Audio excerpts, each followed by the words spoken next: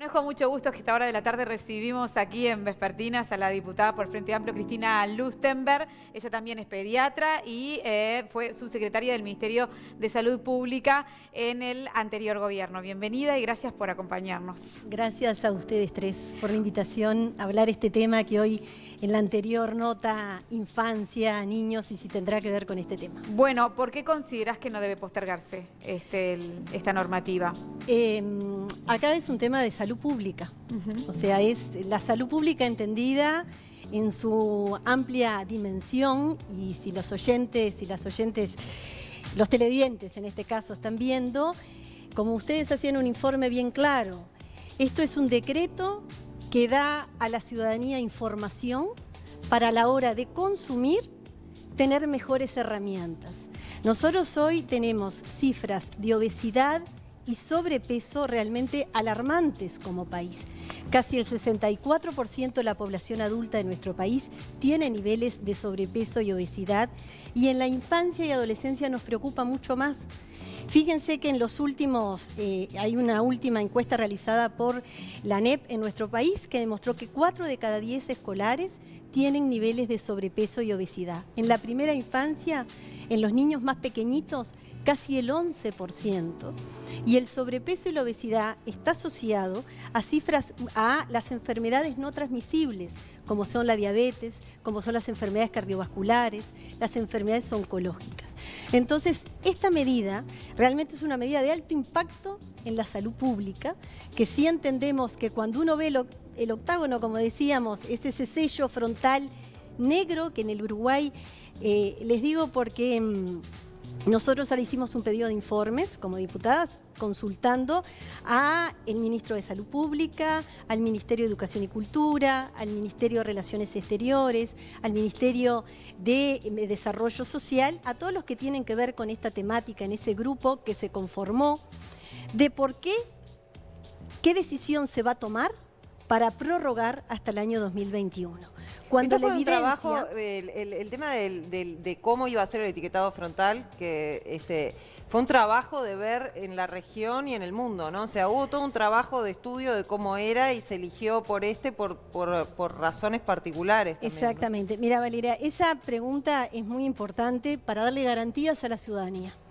Esto es porque las políticas públicas que están basadas en evidencia, tanto nacional como internacional, nosotros reclamamos, si bien sabemos la independencia de poderes, la legitimidad que puede tener el gobierno actual, sí, como tú decías, esto es una política pública que mediante un decreto se empezó a efectivizar en la administración anterior, pero estuvo basado en un grupo interministerial con mucha evidencia. Acá colaboró UNICEF, la Organización Panamericana de la Salud, FAO, el núcleo interdisciplinario de la Universidad de la República, que hay gente muy formada, profesionales, disculpen, muy formados en la materia, donde se fue viendo cuál era la normativa del Mercosur, cuáles eran otros tipos de etiquetado que había en el mundo por semáforo, por qué el etiquetado frontal que adoptó Uruguay era el de mayor impacto. Se hizo una consulta a la ciudadanía, se consultó más de 140, respondieron ante una consulta pública que se hizo, y se hicieron y se corrigieron observaciones. Y en todos esos estudios, ¿hubo alguna reunión con los productores de alimentos? Sí, hubo muchas reuniones, Sofía, hubo reuniones con la industria. Por eso esto también, y nosotros estamos preguntando. ¿Pero qué pasaba con los que y hacían producen? observaciones con respecto... ¿Estaban de acuerdo, no estaban de acuerdo, querían cambiar? Se tomaron muchas observaciones. Por eso es lo que hoy estamos diciendo, que no podemos ceder cuando, por ejemplo, Chile hace 3 años que realmente optó por el sistema muy parecido al que tiene Uruguay, y ha demostrado que no ha tenido un impacto realmente en desfavorecer a la industria. Al contrario, eso permite que la industria se esfuerce en elaborar productos de mejor calidad.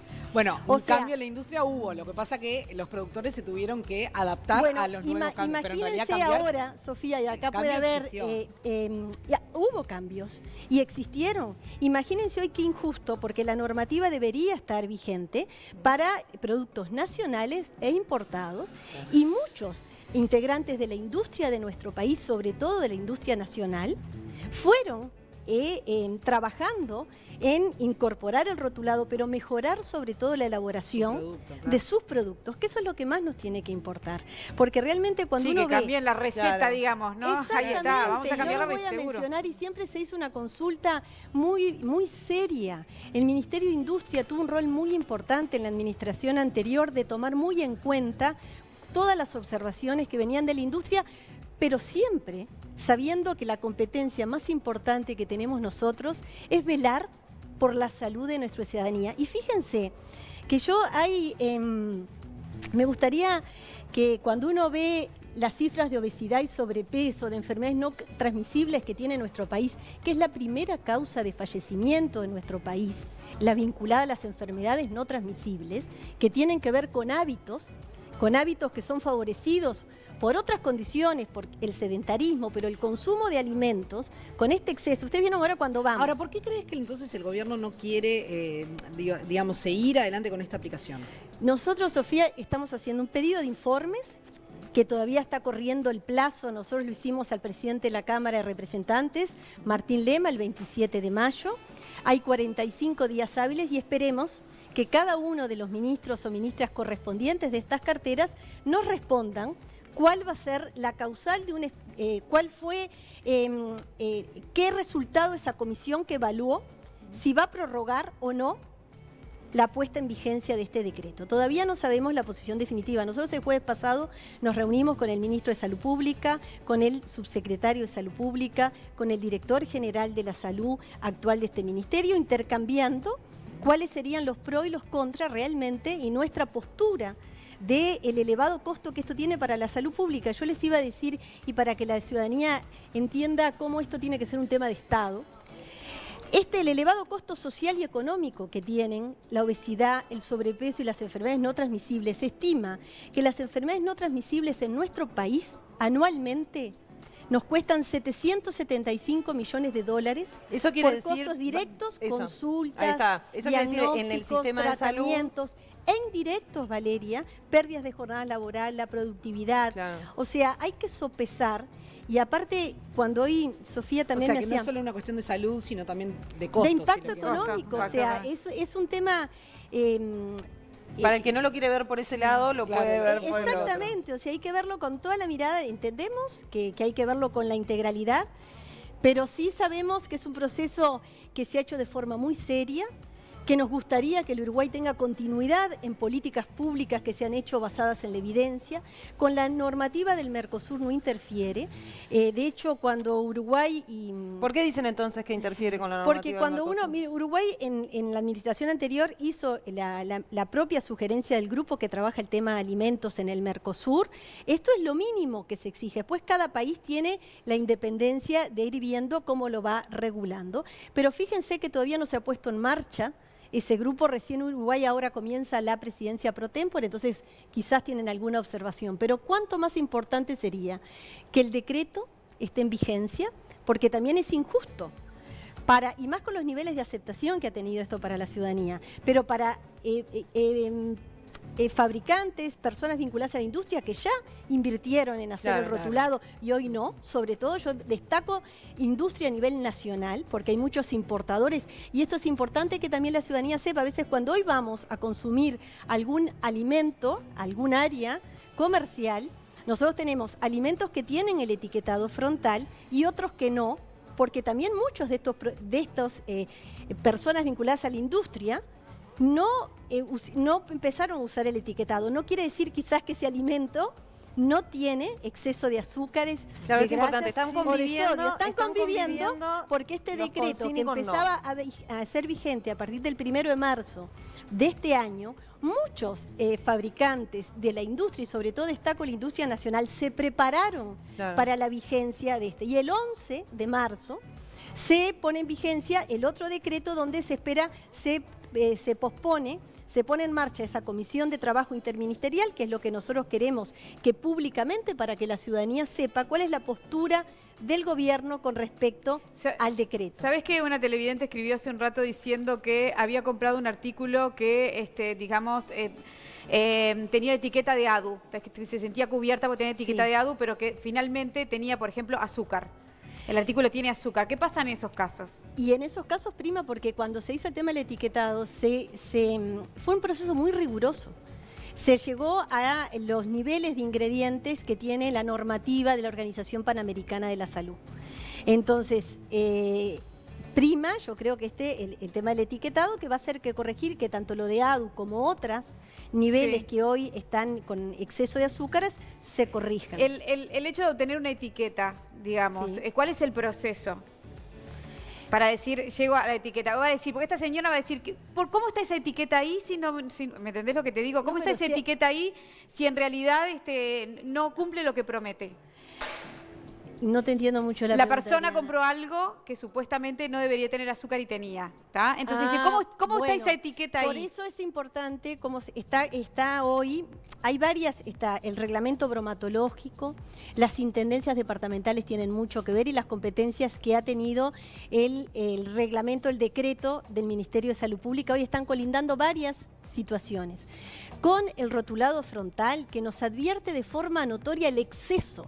No es que no tengan azúcar a diferencia de lo que puede ser lo de él. Fíjense que el rotulado, ustedes lo mostraron gráficamente, advierte a la población exceso de grasas saturadas, exceso de grasas, exceso de azúcares y exceso de sodios con lo que recomienda la Organización Panamericana de la Salud, que un producto que se elabore de forma comercial pueda tener como mínimamente sin ser de daño en exceso. Entonces, eso es, creo, lo más importante a tener y por eso nosotros exhortamos al gobierno en que en la medida que el decreto se ponga en marcha, permiten la reglamentación y sobre la marcha corregir algunas otras normativas que también hay a nivel nacional.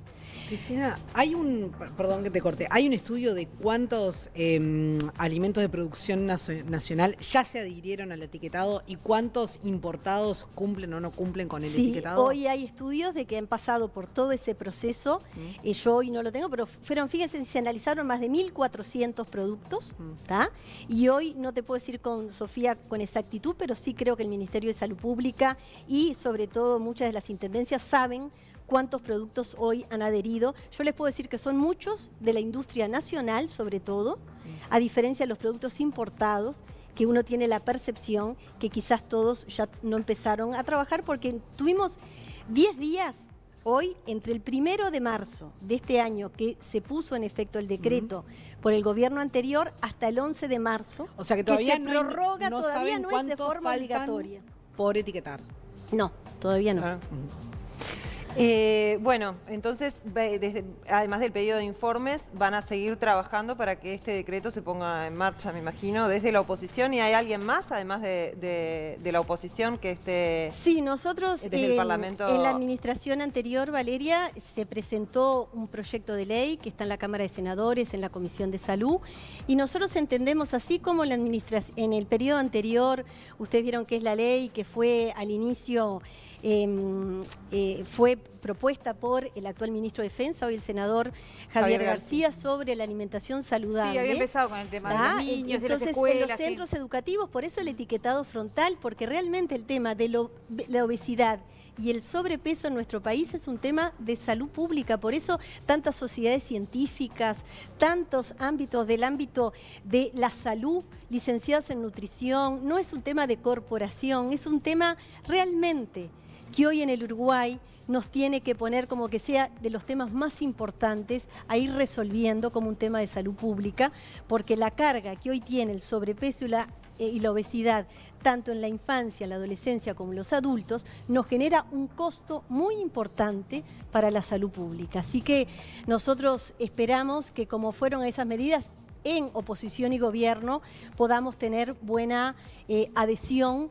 Nos gustaría que fuera ahora por la puesta en marcha del decreto, sino también vamos a seguir trabajando para que este anteproyecto de ley tenga el amparo legislativo, pero estas son las cosas que como legisladora, como médica, como pediatra, como ex subsecretaria del Ministerio de Salud Pública, a uno le gustaría que tengan continuidad en el país, que las políticas que han sido bien evaluadas, que tienen un acuerdo mayoritario, que algún día el Uruguay transite a tener políticas de Estado y no cada gobierno que Cambiando transitemos, cambiar, sí ir a mejorar. Por eso apostamos que el decreto, ojalá, cuando se empiece a reglamentar, mejore y va a tener cosas para cambiar, como todas las cosas. Cristina, hablando justamente de políticas de Estado, hace unos días nos enteramos de que una niña de 12 años había sido violada por su padrastro y que estaba embarazada. Sabemos de tu preocupación por la infancia en general y por la prevención del embarazo adolescente, en este caso igual fue un abuso. Pero queríamos saber qué reflexión te merece eso y también dentro de todas las propuestas que has llevado mucho adelante tú, también estaba el Sistema Nacional de Cuidados, estaba el tema de la protección a la primera infancia y bueno, ¿y qué está pasando con esas cosas?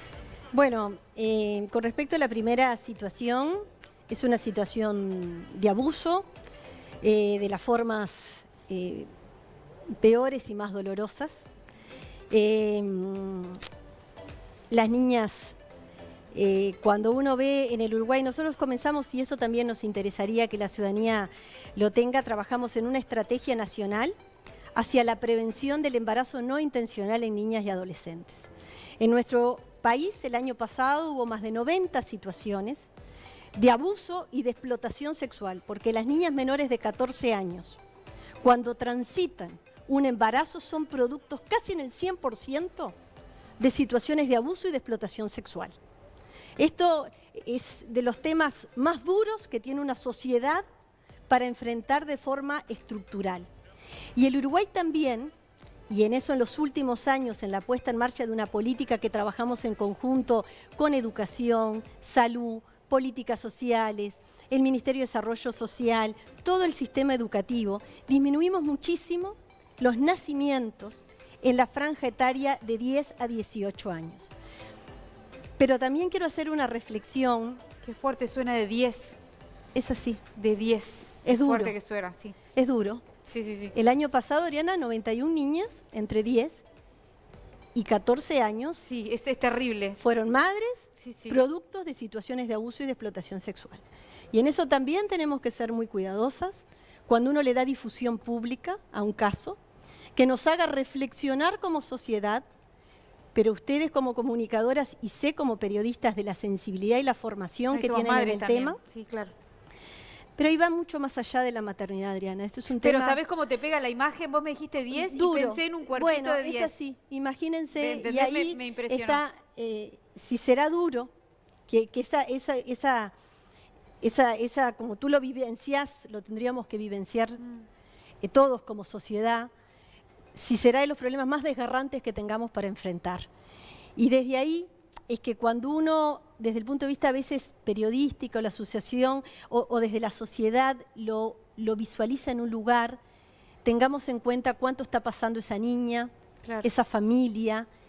Desde el punto de vista periodístico, lo mismo me pasó cuando fui subsecretaria con un caso en otra localidad. Hay que saberlo comunicar desde esta manera, pero ojo a veces con ir a interrogar a la familia, lo que rodea, porque es una... ¿Qué se sugiere? Es una vulneración de derechos muy grave.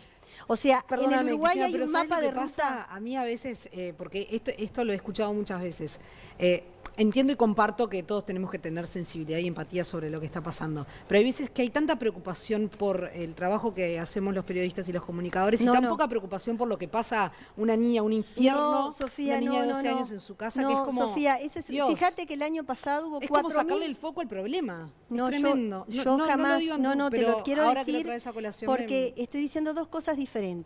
Fíjense que el año pasado 4.700 niños y niñas y adolescentes en este país sufrieron una situación de abuso o maltrato en algún área de la vida y sobre todo el 94% en el ámbito intrafamiliar. Es de los problemas más graves que tenemos como sociedad. Y ese es el foco, Sofía. Siempre. Yo estoy hablando de dos cosas diferentes. Estoy hablando a veces cómo lo comunicamos, como decimos que un caso que está en tal localidad, está en tal lugar, porque eso significa para esa niña... Yo entiendo, pero a veces, ¿sabes lo que pasa, Cristina? Que a veces, si no se informa, que tiene que ser con todos los cuidados y, es así, por supuesto con toda la ética y la empatía, si no se informa, la población no se entera de lo que está pasando. Pero es que ese es el rol como que de de ustedes. golpe todos nos asombramos bueno, con capaz que que yo aparece una estoy, niña. No lo digo en general como una discusión que creo que es interesante La tener. discusión más grande que nos tenemos que dar como sociedad es que los problemas más graves que tenemos en el país.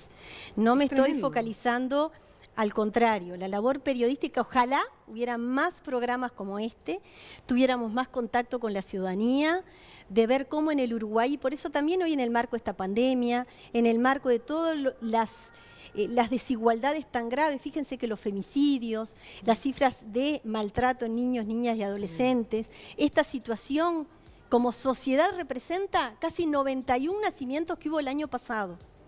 ¿Tá? En el año 2014 había más de 160 nacimientos en niñas menores de 14 años. Teníamos 7.000 y pico de nacimientos de niñas menores de 18 años. Los nacimientos y ser madre en etapa de la infancia y la adolescencia, fíjense la vulneración tan grave que es y está vinculada a situaciones de abuso muy grave. Y esos serían de los temas más fuertes que como sociedad nos tendríamos que interpelar. Yo estoy hablando de otra cosa, a veces cuando el caso se identifica de una forma tan individualizada, cuando el tema lo tendremos que hablar, como tú decís, con esa intensidad, como de temas graves que tiene el Uruguay en su sociedad, cómo tiene que ver esto, la explotación, cómo tiene que ver el abuso y cómo tiene que ver el maltrato. Fíjense que 4.700 niños y niñas que lo sabemos, que son atendidos por el CIPIAB, que sabemos. Que sabemos, todo eso nosotros sabemos que es la punta del iceberg de muchísimas situaciones, mucho más de abuso. Sistema Nacional Integrado de Cuidados, políticas de primera infancia, nosotros estamos trabajando desde la oposición, pero también con mucho diálogo con el gobierno, para que siga siendo una política de Estado, para que esto que tú decís, Sofía, sea de las interpelaciones más grandes que tengamos como sociedad, que realmente nos duela muchísimo y nos interpele, que una niña de 12 años, desde los 8 años, está sufriendo una situación de abuso intrafamiliar, como es el 94% de las situaciones de abuso, de maltrato, que hoy, día a día, tienen muchas y miles de niñas y adolescentes en nuestro país. Es espeluznante. Cristina Lustenberg, mil gracias por haber venido a Vespertinas esta tarde. Gracias a ustedes por poner estos temas como realmente la prioridad que tiene nuestro país. Muchas gracias.